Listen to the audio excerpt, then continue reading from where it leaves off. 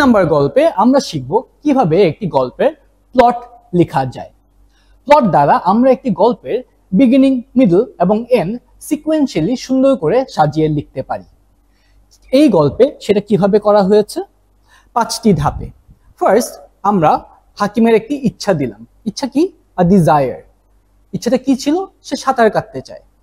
এটার এগেইনস্টে, এই ইচ্ছার এগেইনস্টে আমরা তাকে একটি অবস্টাকেল দিয়ে দিলাম। অবস্টাকেল বলতে কি? একটি বাধা। বাধাটা কি ছিল? তার বাবা মা দুজনের একজনও অ্যাভেলেবল না। এই ক্ষেত্রে কি হয়ে গেল? তার একটি রিস্ক এসে গেল যে সে যদি একা পানিতে নামে সে হয়তো ডুবে যাবে। ফোর্থ যে পয়েন্টটা ছিল, এটা আমরা কি করলাম? তাকে একটি অপশন দিলাম। সে চাইলে যেতে পারে, না চাইলে বাসায় বসে অন্য কিছু করতে পারে। এন্ড শেষমেশ তার একটি ডিসিশন ছিল, which was the ending। 5টা স্টেপ আমাদের এই গল্পে কি ছিল? ফার্স্ট, হিজ ডিজায়ার, তার একটা ইচ্ছা। ইচ্ছার এগেইনস্টে একটি বাধা যা ছিল অবস্টাকেল। এন্ড আমরা এটার রিস্কটাকে তুলে ধরলাম, তারপর তার অপশনটাকে তুলে ধরলাম, এন্ড ফাইনালি একটা কনক্লুশন দিয়ে দিলাম। এই 5টি ধাপের মধ্যে দিয়ে আমরা এই গল্পের বিগিনিং, মিডল এবং এন্ডটাকে সুন্দর করে সাজিয়ে লিখতে পারলাম। And that was the plot of our story. এরকম ভাবে আমরা যদি সিকোয়েন্সিয়ালি কিছু সাজাই, বিগিনিং, মিডল এবং এন্ড দিয়ে কোনো একটি ইচ্ছার এগেইনস্টে অবস্টাকেল দ্বারা করায় বা এরকম আলাদা এক একটা কিছু টেকনিক ব্যবহার করে, তাহলে আমরা সুন্দর করে একটি গল্প তুলে ধরতে পারবো। Now, let's try writing this story in English using the formulas of FM method. 3 নম্বর গল্পে ফর্মুলা এন এর ব্যবহারটা আগে দেখে নিই। যদি বলি লেকে, এখানে লেকের মধ্যে সেন্স বোঝানো হচ্ছে। 2 নম্বর গল্পে আমরা শিখে এসেছি কোনো কিছুর মধ্যে সেন্স যদি বোঝানো হয় তাহলে আমরা যে মশলাটা ব্যবহার করি সেটা হলো ইন। তাহলে লেকে হয়ে গেল ইন দ্য লেক। আমরা আরেকটি মশলা ব্যবহার শিখেছিলাম, কোনো দিক নির্দেশনার সেন্স যদি বোঝানো হয় তাহলে আমরা যে মশলাটা ব্যবহার করি তা হলো টু। সো যদি বলা হয় একটি নির্দিষ্ট জায়গা পর্যন্ত, তাহলে মশলাটা হলো টু, নির্দেশক হলো একটি যেহেতু এ, আর নন ভার্বটি হলো নির্দিষ্ট জায়গা। তাহলে টু আ নির্দিষ্ট জায়গা। নির্দিষ্ট জায়গা ইংলিশ হলো সার্টেন পয়েন্ট। তাহলে একটি নির্দিষ্ট জায়গা পর্যন্ত ফর্মুলা এন দ্বারা হয়ে গেল টু আ সার্টেন পয়েন্ট। আরেকটা ফর্মুলা এন এর ব্যবহার এই গল্পের মধ্যে হলো গভীর জলে। এখানেও দিক নির্দেশনার সেন্স ব্যবহার করা হচ্ছে, এই জন্য মশলাটা হবে টু, আর গভীর জলে হলো দ্য ডিপ ওয়াটার। পুরোটা একসাথে হয়ে গেল two the deep water. And finally last যেই ফর্মুলা এন এর ব্যবহারটা এখানে আছে তা হলো সর্বোত্তমের জন্য।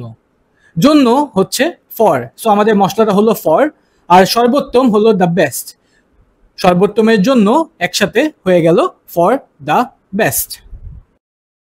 ফর্মুলা এ থেকে আমরা জানি কোনো ক্রিয়াবাচক শব্দের সাথে তে অথবা র থাকলে তার ইংলিশ শব্দের ডু রূপের আগে টু বসে। সো আমরা যদি বলি সাঁতার কাটতে, তা হলো টু সুইম। যদি বলি অর্জন করতে, তাহলে অর্জন করা হচ্ছে আর্ন, আর অর্জন করতে হয়ে গেল টু আর্ন। গল্পের প্রথম বাক্যটি ছিল হাকিম এখনই লেকে সাঁতার কাটতে চেয়েছিল। এটা কোন ডালের বাক্য? শেষের শব্দটা যেহেতু চেয়েছিল তার মানে এটি দিয়ে কাজ করা বোঝাচ্ছে, এই জন্য এটি একটি ভার্ব বিশিষ্ট বাক্য। এফএম ইংলিশ ট্রি এর এই বাক্যটি ভার্বের ডালের মধ্যে পাওয়া যাবে। ফর্মুলাটা দেখতে হলে আমাদের পাতার ভিতর ঢুকে যেতে হবে। বাক্যের ধরনটা যদি আমরা আগে বের করে নিই তাহলে ফর্মুলাটা বুঝতে সহজ হবে। হাকিম সাঁতার কাটতে চেয়েছিল, আমি সাঁতার কাটতে চেয়েছিলাম, তার মানে এটা হলো আমি করেছিলাম ধরনের বাক্য। আমি করেছিলাম ধরনের বাক্যকে ইংলিশে গঠন করার জন্য আমরা যে ফর্মুলাটা ব্যবহার করি তা হলো আই ডিড। আয়ের জায়গায় বসবে বাক্যে যাকে নিয়ে কথা বলা হচ্ছে। এই বাক্যে কাকে নিয়ে কথা বলা হচ্ছে? কে সাঁতার কাটতে চেয়েছিল? হাকিম। সো আয়ের জায়গায় বসবে হাকিম। ক্লোজ কিতে ডিডের জায়গায় বসবে বাক্যের শেষের ক্রিয়াবাচক শব্দটি, যা হলো চেয়েছিল। চাওয়া ইংলিশ হলো ওয়ান্ট, আর ডিড রূপ হলো ওয়ান্টেড। তাহলে হাকিম চেয়েছিল আই ডিডের মাধ্যমে হয়ে গেল হাকিম ওয়ান্টেড। কি করতে চেয়েছিল? সাঁতার কাটতে, যা আমরা ফর্মুলা এ থেকে জানতে পারলাম টু সুইম। কোথায়? লেকে, যা আমরা ফর্মুলা এন থেকে একটু আগে শিখে আসলাম ইন দ্য লেক। কখন? এখনই, যার ইংলিশ হলো রাইট নাও। তাহলে হাকিম এখনই লেকে সাঁতার কাটতে চেয়েছিল, ইংলিশে কি দাঁড়ালো? Hakim wanted to swim in the lake right now. Hakim wanted I did এর মাধ্যমে পেলাম, টু সুইম ফর্মুলা এর মাধ্যমে পেলাম, আর in the lake formula N এর মাধ্যমে পেলাম। দ্য সেকেন্ড সেন্টেন্স ওয়াজ কিন্তু তার মা রান্না করছিলেন আর বাবা ঘুমাচ্ছিলেন। এই বাক্যটির দুইটা অংশ আছে। দ্য ফার্স্ট পার্ট ইজ তার মা রান্না করছিলেন, and the second part is তার বাবা ঘুমাচ্ছিলেন। So let's look at the first part first. কিন্তু ইংলিশ হলো বাট। তার মা রান্না করছিলেন, এটা কোন ডালের বাক্য? যদি আমরা বাক্যের শেষ শব্দটা ধরি, রান্না করছিলেন, এটি একটি ভার্ব, তার মানে এটি হচ্ছে ভার্বের ডালের বাক্য। ফর্মুলাটা কি হবে? পাতার ভিতরে যদি আমরা ঢুকে যাই তাহলে আমরা বাক্যের ধরনটি বুঝতে পারবো, আর বাক্যের ধরনটি বুঝলে বাক্যের ফর্মুলাটা পেয়ে যাব। মা রান্না করছিলেন, আমি রান্না করছিলাম, তার মানে এটি হলো আমি করছিলাম ধরনের বাক্য। আমি করছিলাম ধরনের বাক্যকে ইংলিশে গঠন করার জন্য আমরা যে ফর্মুলাটা ব্যবহার করি তা হলো আই ওয়াজ ডুইং। আই এর জায়গায় বসবে বাক্যে যাকে নিয়ে কথা বলা হচ্ছে। কাকে নিয়ে কথা বলা হচ্ছে? তার মা, যার ইংলিশ হলো হিজ মাদার। ওয়াজই থাকবে, আর ক্লোজ কিতে ডুইং এর জায়গায় বসবে বাংলা বাক্যের শেষে যে ক্রিয়াবাচক শব্দটি তার ডুইং রূপ। রান্না করা ইংলিশ হলো কুক, আর ডুইং রূপ হচ্ছে কুকিং। তাহলে তার মা রান্না করছিলেন হয়ে গেল হিজ মাদার ওয়াজ কুকিং। আর হলো এন্ড, তার বাবা ঘুমাচ্ছিলেন। এটাও আমরা আই ওয়াজ ডুইং এর মাধ্যমে যদি ইংলিশে গঠন করি তাহলে আই এর জায়গায় বসবে তার বাবা, যার ইংলিশ হলো হিজ ফাদার। ওয়াজই থাকবে, আর ক্লোজ কিতে ডুইং এর জায়গায় বসবে ঘুমানোর ডুইং রূপ। ঘুমানো হলো স্লিপ, আর ডুইং রূপ হলো স্লিপিং। তাহলে তার বাবা ঘুমাচ্ছিলেন হয়ে গেল হিজ ফাদার ওয়াজ স্লিপিং। পুরো বাক্যটি যদি আমরা দেখি তাহলে কি হয়? কিন্তু তার মা রান্না করছিলেন আর বাবা ঘুমাচ্ছিলেন। ইংলিশে হয়ে গেল but his mother was cooking and his father was sleeping. 3 নম্বর বাক্যটি ছিল তাই যদি কোনো দুর্ঘটনা ঘটতো কেউ তাকে বাঁচাতে পারত না। এই বাক্যটারও দুটি অংশ। দ্য ফার্স্ট পার্ট ইজ যদি কোনো দুর্ঘটনা ঘটতো, আর and the second part is কেউ তাকে বাঁচাতে পারত না। So let's look at the first part first. তাই হলো সো, যদি হলো ইফ। কোনো দুর্ঘটনা ঘটতো, এটা কোন ডালের বাক্য? যদি আমরা এফএমস ইংলিশ ট্রি এর নিচে দাঁড়িয়ে বাক্যটাকে উপর দিকে ছুঁড়ে মারি, বাক্যটির শেষ শব্দটা হলো ঘটতো, যা দিয়ে একটি কাজ করা বোঝায়। সো এটি একটি ক্রিয়াবাচক শব্দ, তাই এই বাক্যের গন্তব্য হলো ভার্বের ডালে। পাতার ভিতরে যদি আমরা ঢুকে যাই আমরা বাক্যের ধরনটি বুঝতে পারবো। দুর্ঘটনা ঘটতো, এটা হলো আমি করতাম ধরনের বাক্য। আমি করতাম ধরনের বাক্যকে ইংলিশে গঠন করার জন্য আমরা যে ফর্মুলাটা ব্যবহার করি তা হলো আই ডিড। আই এর জায়গায় বসবে বাক্যে যা নিয়ে কথা বলা হচ্ছে। কি নিয়ে কথা বলা হচ্ছে? কোনো দুর্ঘটনা।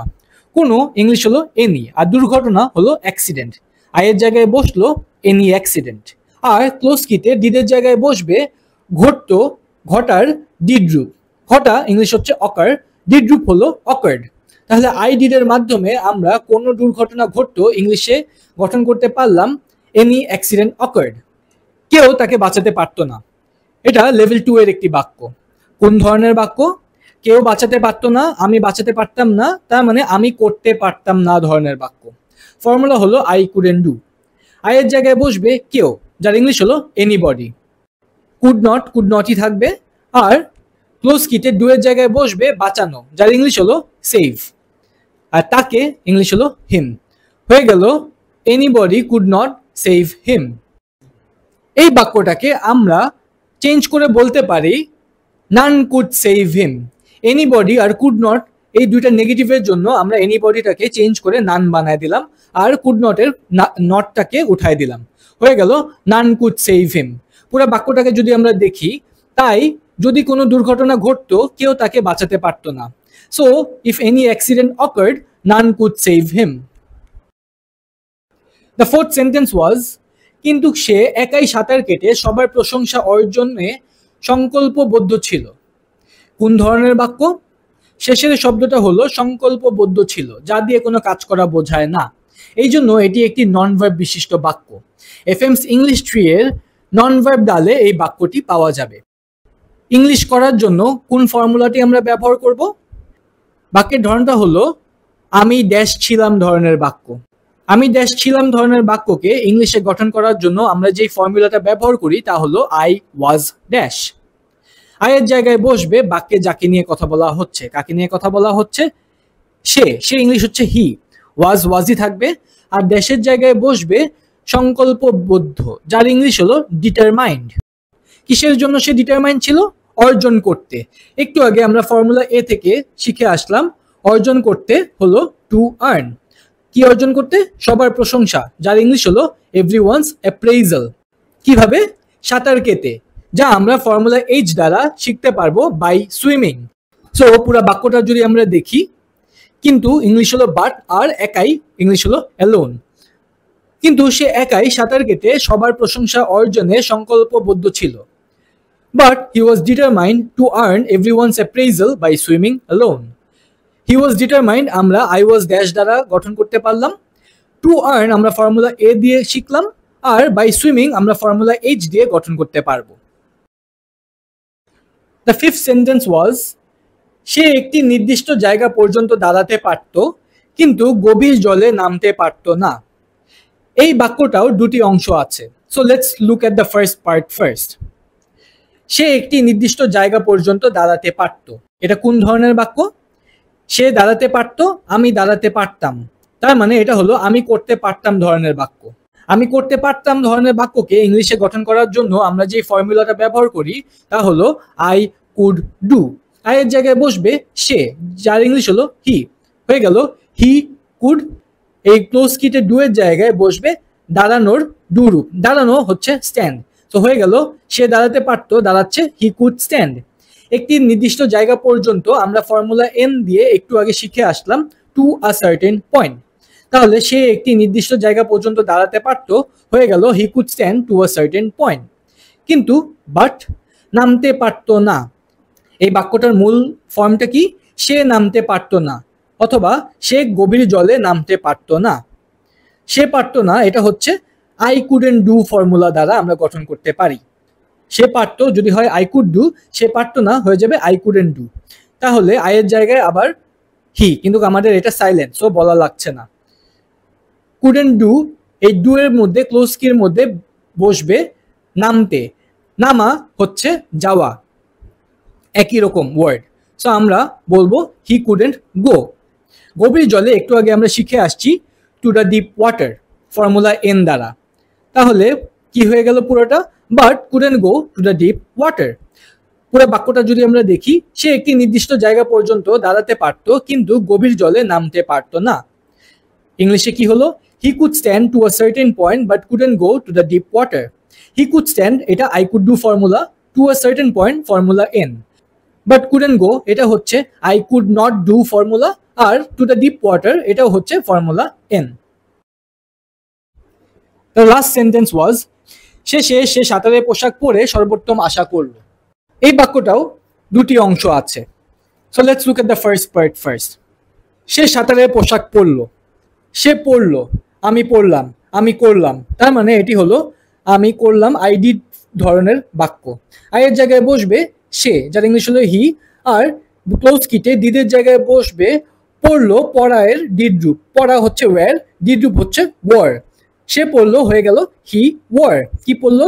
তার সাঁতারের পোশাক, যার ইংলিশ হলো হিজ সুইমিং স্যুট।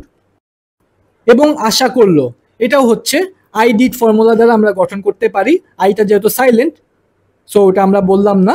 আশা করা হচ্ছে হোপ, ডিড রূপ হচ্ছে হোপড অ্যান্ড হোপড। সর্বোত্তমের জন্য একটু আগে আমরা ফর্মুলা এন দ্বারা শিখে আসলাম ফর দ্য বেস্ট। তাহলে একসাথে পুরোটা কি হয়ে গেল? At last he wore his swimming suit and hoped for the best. Let's look at the whole story together. Hakim wanted to swim in the lake right now, but his mother was cooking and his father was sleeping. এই স্লিপিংটাকে change করে আমরা দিয়ে দিলাম asleep. তাহলে হয়ে গেল but his mother was cooking and his father was asleep. So if any accident occurred, none could save him. But he was determined to earn everyone's appraisal by swimming alone. He could stand to a certain point, but couldn't go to the deep water. At last, he wore his swimming suit and hoped for the best.